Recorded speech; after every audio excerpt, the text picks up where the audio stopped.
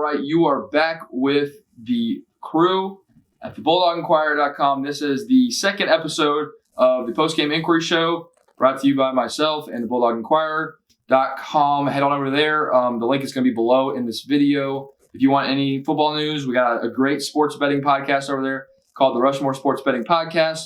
Speaking of which, I have a co-host on that podcast right here, Nick Frias. How are you doing, sir?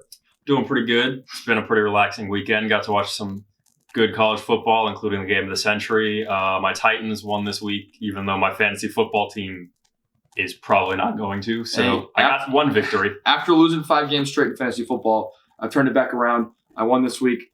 We're 5-5. We're back at 500. I'm excited. What I'm also excited to talk about is a little Georgia football.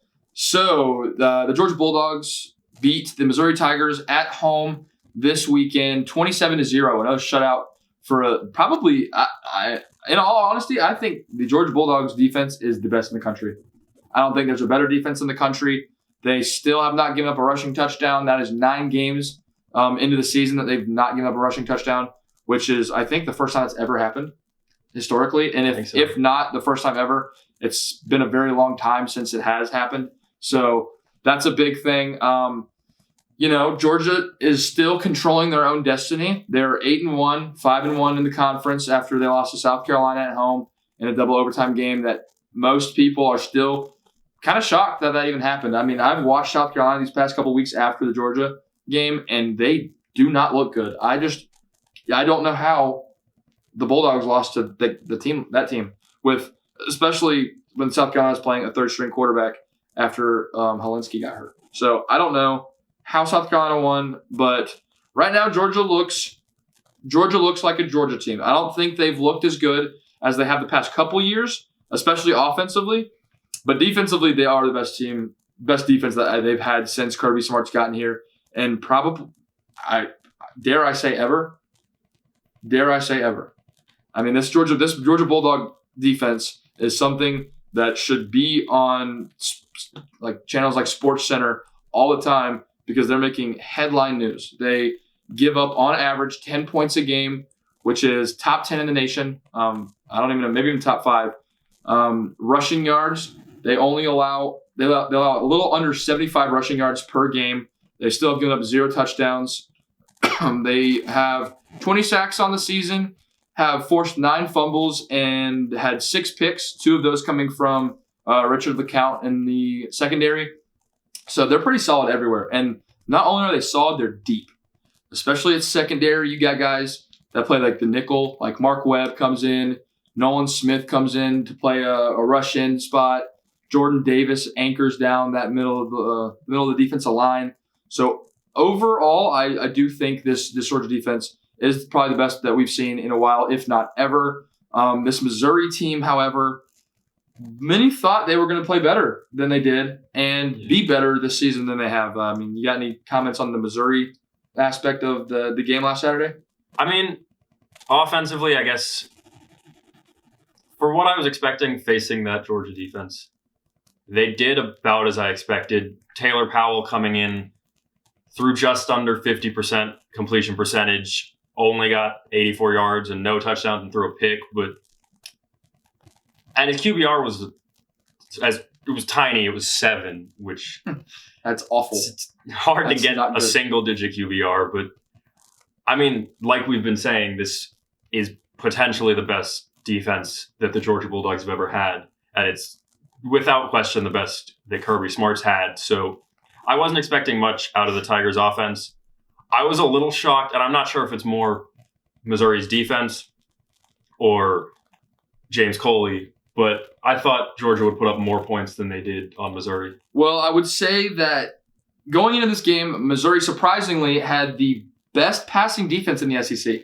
Many people may not know that because there are teams in the SEC like Alabama, LSU, Georgia, Florida, DBUs for a couple of those teams. But Missouri definitely had the leading passing defense in the SEC, and they kind of showed that. I mean, granted, Fromm threw for 173 yards and 2 touchdowns with no interceptions, but Fromm also had under a 50% completion rate that game, 13 for 29. So Jake Fromm is still not playing consistently enough at this point in the season that would let them go far in the playoffs if they were to make it, or even win an SEC championship.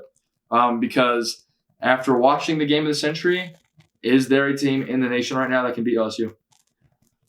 Maybe Ohio State, but I'm still not sure that. I think LSU's defense would make the stops when necessary, and for as much as I think Chase Young is one of, if not the best defensive player in college football, I don't know if they can stop Joe Burrow or even Clyde Edwards-Helaire, who showed up for rushing for over 100 yards and 3 touchdowns in that high-scoring LSU-Alabama game. Nothing like the game of the century we had a few years ago, earlier in the decade. 9-3.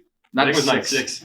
And then the rematch ended, 21-0 in the national championship? Alabama beat them. So, it had been, 8 years since 9 years.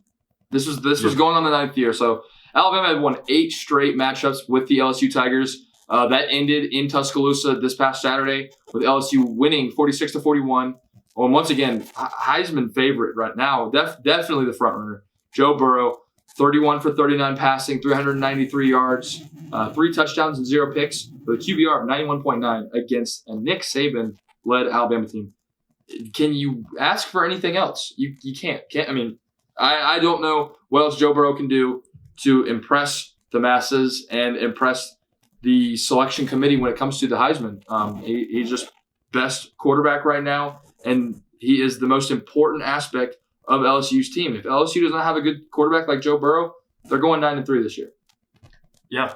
I mean, without Joe Burrow, who, in terms of impressing the committee, went into Austin week 1 when the Longhorns still had a lot of faith and just didn't look phased at all.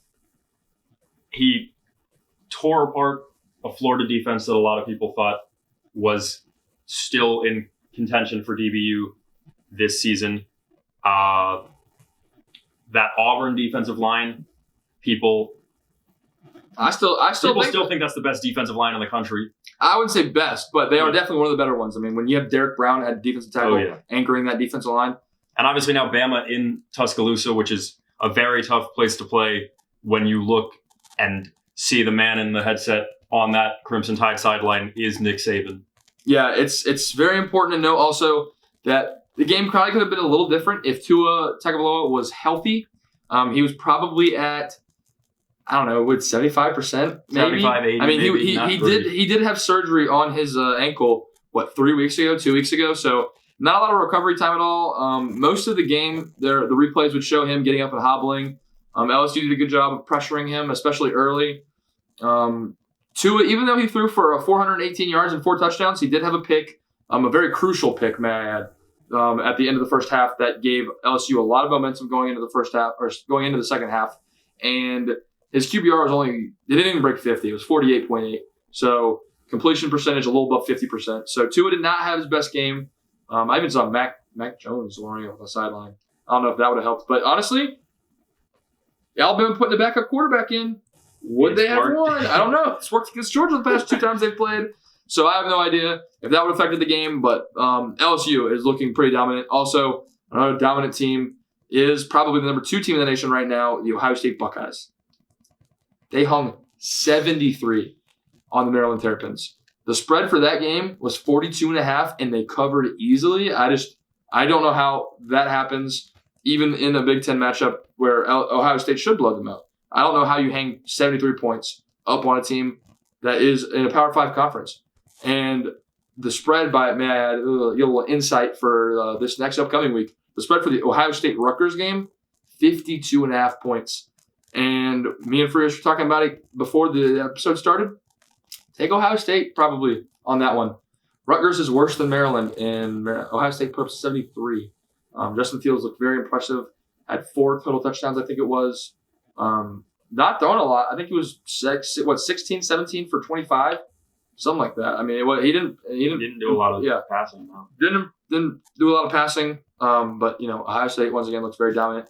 Even without Chase Young on the defensive line, on the outside, they just still look impressive. And they're probably the second best team in the nation right now. So leading up into the top teams in the nation, right now, the AP polls came out earlier today. This is being recorded on Sunday, November the 10th. So I think the college football playoff standings come out Tuesday night, I believe. Tuesday night? I think so, yeah. So honestly, right now, going into that Tuesday, I do think my top four would have to be LSU at 1, Ohio State at 2, and then after that, it's a little bit of a toss-up. I put Clemson at 3 just because Clemson is still undefeated and they are the reigning national champions. So, even though Clemson has played nobody this year, they won't play anybody the rest of the season, especially after Wake Forest got destroyed by Virginia Tech 36-17. Clemson's number 3, just because it's Clemson. Dabo Swinney's leading that team. They still have some ball and athletes like Trevor Lawrence and Etienne at running back. Their wide receiver. Who's their wide receiver? Number 8. Can't remember. Made some amazing catches in the national championship game last year. So as Frias looks for the name, my apologies, Mr. Clemson wide receiver, even though you will not be watching this episode at all. Clemson looks good at number 3. And at number 4, I got to put Alabama. I do. I know they lost, but they lost to LSU. They lost to a team that had, going into that game, 3 top 10 wins on the season. Make that 4 now. And who else would you put above Alabama, honestly? I know Alabama has played nobody, but the next best team I think you put in over them is the Georgia Bulldogs.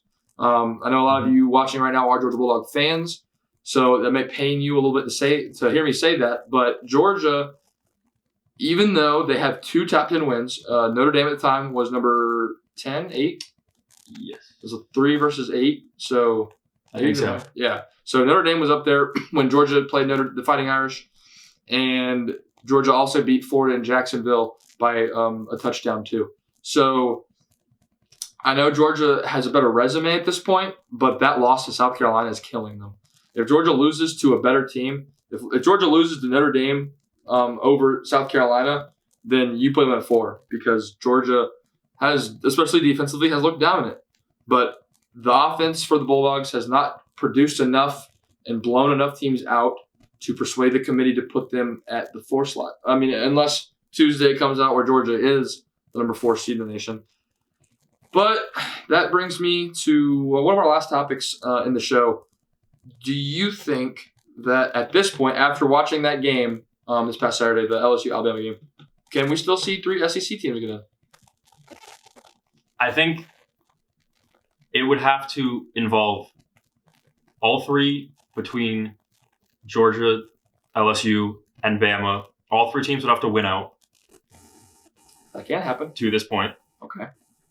We would need, the Bulldogs would then also, obviously win out through the regular season. The Bulldogs would then need to probably beat LSU in the SEC championship. Then you've got a 1-loss SEC champion in Georgia, a 1-loss LSU team whose only loss then would be to Georgia, and they would have wins over Texas, Florida, Auburn, and Alabama, 3 of whom will probably finish in the top 15 or top 20, and all 4 of whom were top 10 at the time of the matchups. And then Alabama with 1 loss, and it's a Saban team. So you would need at that point they would have a win over I'd say Auburn would probably be the best win at that point. Probably. But you'd need Clemson to lose in the ACC championship.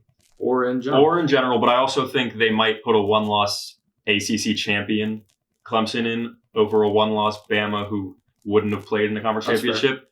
You would need, I don't think the Big 12, I guess maybe at that point the Big 12 gets in undefeated, but otherwise I don't think the Big 12 gets in undefeated or not. I know, so right now Baylor's the only undefeated team in the Big 12. And I know Baylor's not good. They're not the best undefeated team, obviously. But if you win your conference and you're a Power 5 conference and you're undefeated, I don't care how unconvincingly you've done it, you got to put them in. You got to. Even if that means leaving Alabama out, you have to. And then at that point, I'm not even going to go into that. I mean, there's so many different ways you can look at this and see who's going to be at the top 4 at the end of the season. But I'm actually kind of curious because Georgia may beat LSU in the SEC championship, and both teams would probably have one loss. If you have an Ohio State that's undefeated winning the Big Ten, you have an undefeated Clemson winning. Say Baylor wins. Baylor wins the Big 12. Mm-hmm. Those are all undefeated Power 5 conference champions. Is there a possibility Georgia doesn't get in over LSU? Do you put LSU in over Georgia, even though they won the head-to-head? Because LSU's resume, I must say, would probably be a lot more impressive.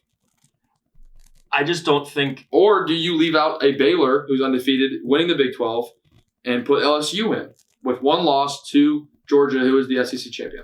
And I think that's when we're really going to see how much... There's a very good chance this year is the year we really see how much the committee cares about conference championships and also resumes, because or which one weighs more, because people can complain about the 2 times that Alabama's gotten into either the national championship where they beat LSU in a rematch or the playoffs when they wait. Same with Ohio State in 2014. And all 3 people have complained about all 3 of these times where those teams have gotten in and they won the national championship. They won. But this is going to be a year where there's really, if Baylor stays undefeated, Clemson stays undefeated, the Big Ten champ stays undefeated, and then the loser of that game has 1 loss, and then you have a 1-loss Crimson Tide, 1-loss LSU, and 1-loss Georgia, where you're going to have 6 teams. And I don't think that the Pac-12 champ could compete, but say you have a 1-loss Oregon whose 1 loss comes to a top 15 Auburn team, yeah. Like, you have 6 or 7 teams that could all potentially make an argument for that 4th spot, depending on how you want the playoffs. I mean, there are going to be a lot of teams this season that are left out of the playoffs that have a good argument for being in the playoffs. Watch those New Year's 6 bowl games. It's going to be good. I mean, I can see a 1-loss Minnesota team playing a 1-loss Oregon team, which would be 2 very different dynamics. That'd be an interesting game. If Georgia loses in the SEC championship, I would assume they'd go to the New Year's 6 game. Probably the Orange Bowl or the Sugar Bowl, depending on how many SEC teams get in the playoffs. They might play a team like, you know what I want to see personally, just being a fan of both teams. I want to see Michigan and Georgia play. I think that'd be a good game, honestly. But that about wraps it up for this second episode of the Post Game Inquirer. We finally got the quality of the video fixed. So yeah, thank you, Mr. Frias.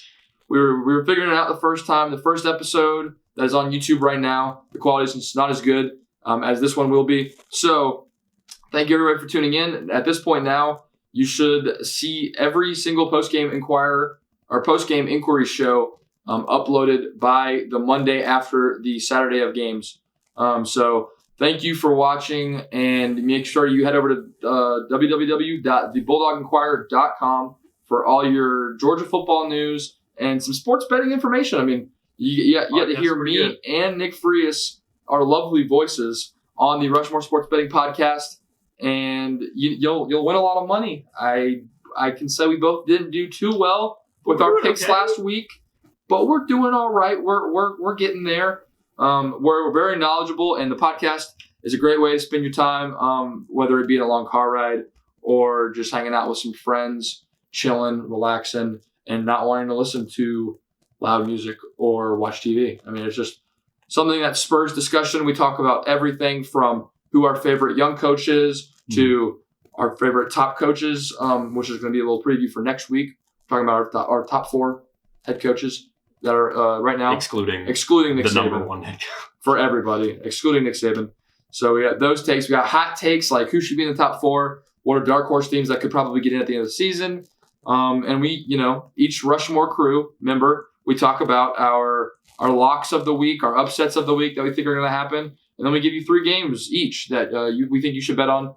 So, go ahead and, once again, head on over to www.thebulldog.inquirer.com to check out that podcast, check out some football news, and, like this video, subscribe to the channel, and leave a comment below if you have any questions that you think we should answer for the next episode. And thank you for tuning in.